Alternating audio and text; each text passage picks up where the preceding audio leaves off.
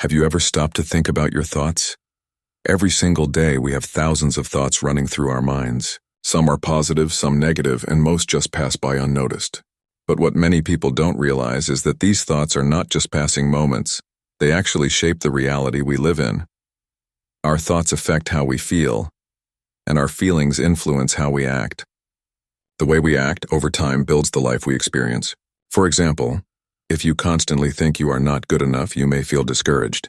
That feeling can stop you from trying new things, and over time, you may miss opportunities simply because of how you thought about yourself.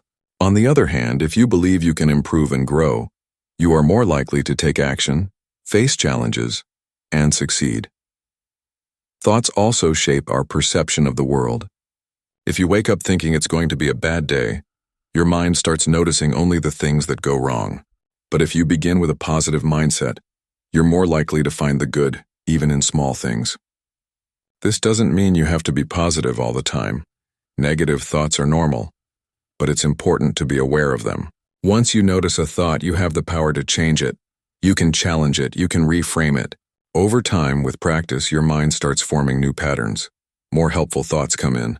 Your mood lifts. Your actions become more confident. And your life starts to change one thought at a time. Science also supports this.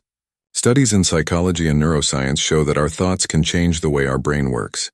This is called neuroplasticity. The brain is not fixed. It can grow, adapt, and rewire based on what we repeatedly think and do. So if you want to change your life, start with your thoughts. Be mindful. Pay attention. Don't believe everything you think by default. Choose thoughts that lift you up, not bring you down. Because the truth is, your thoughts shape your reality. And by shaping your thoughts, you shape your future.